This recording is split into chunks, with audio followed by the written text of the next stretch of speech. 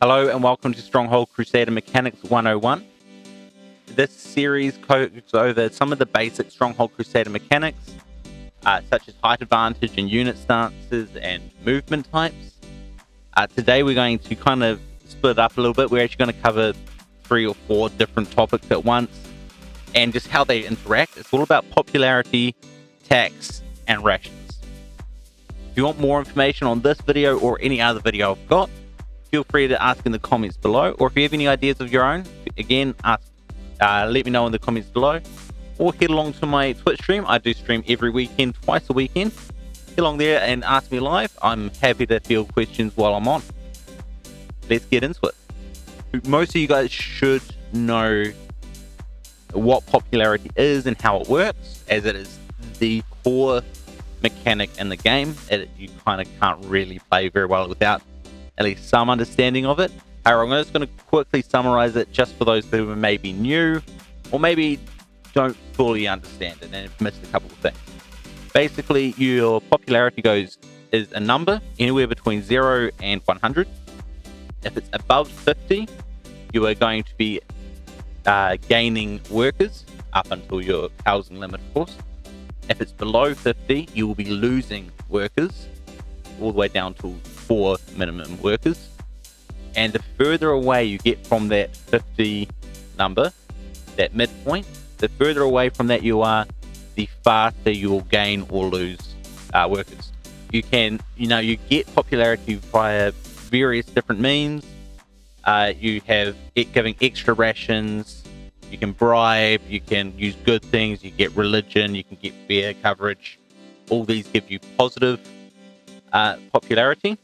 However, if you're at 100 popularity, getting positive popularity movement, it doesn't really matter. So you kind of want to balance it with negative stuff, such as bad things, taxation, reducing food. You can get crowding. It's not something that you want ever. It's what happens when you lose a house or you disband some troops when you already had all your houses full. And you have too many workers for the housing that you've got. That's not a good thing, but it does give you a negative popularity movement. This video is going to cover kind of how all these react and the most profitable and the most beneficial combination of these different things. Like when you've got positive popularity, where should you balance it out with negative popularity? Where all this comes out. So I'm going to kind of quickly summarize the main players. First off, we have rations. Normal rations cost you 1/6 of a food per worker per month. And then obviously extra rations is going to be 1.5 times that, or 3/12 of a food. Double rations obviously going to be double, so 2/6 of food. Half rations is going to be 1/12 of food. And then food will sell for 4 gold each. We don't really care about the purchase price of food at this stage. We're going to be assuming that you're actually producing the food, not buying it. You don't ever really want to buy food unless you absolutely have to. If you can produce it, way better. Now for tax, for low tax, that's the -2 popularity tax rate. The very lowest tax you can get gives you 0.6 gold per worker per month, and that will increase by 0.2 gold per worker per month at each step of taxation after that. Now the important thing to note is that once you get to -8 tax, it stops going up in -2 popularity increments and starts going into -4 popularity increments. And yet the gold income increase still only increases by 0.2 each level. And that's where the kind of balancing comes out, because after that point you start to get diminishing returns on your extra popularity. And then inns will provide beer for 30 population per inn. So if you've got 30 population and 1 inn, then you will be getting maximum popularity from your inns, which is +8 popularity. And then if you've got, say, 60 and only one in, then you're providing 50% of your population with beer, and will only get +4 popularity. So what is the most profitable combination? Well, first I'm going to make a couple of assumptions. Beer coverage should always be used. It provides you with the most popularity for the least cost. This should always be your priority when you're playing, is to get your beer coverage up. So I'm going to assume that you've got beer coverage. I will give you a little rundown of what happens if you don't later, in the video. I will also assume that you have 90 population. This is just because it's a nice round number with all the other numbers there. The math works just the same for any other population amount. It just gives you better numbers for it. So if you're welcome to run the same calculations based on whatever population you want to use. If you want to check me, but the core lessons here will work on all population amounts. 90 is just the number that I have chosen for these examples. So assuming that we've got the beer coverage, there are 5 potential scenarios on how you mix your tax in your food, basically. So the first scenario is providing 0 food for your population, not doing any taxing, and selling all your food. What? No rations? We will all perish. In this case, compared to double rations, which is obviously going to be the most amount of food you can use at a time, you'll be saving 30 food per month. That would sell for 120 gold. So therefore, compared to the double rations, you're going to be getting 120 gold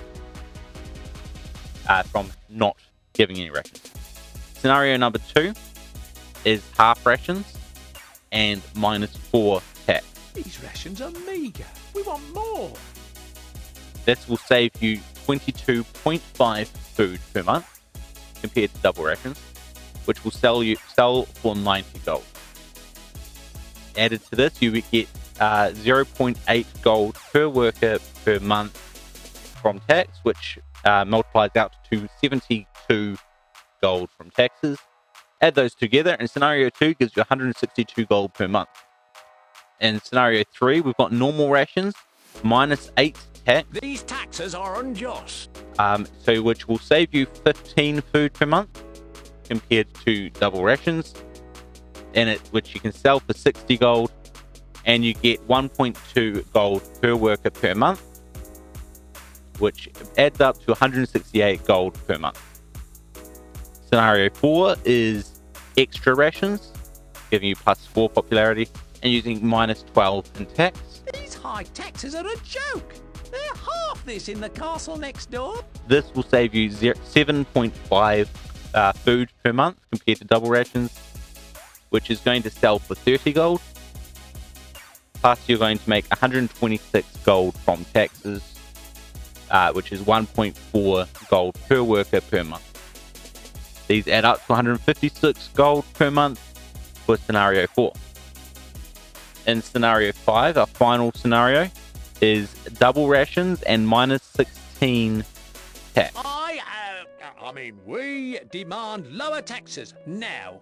Or, well, fairly soon at least. In this scenario, we're not going to be selling any more food than we are in any other scenario.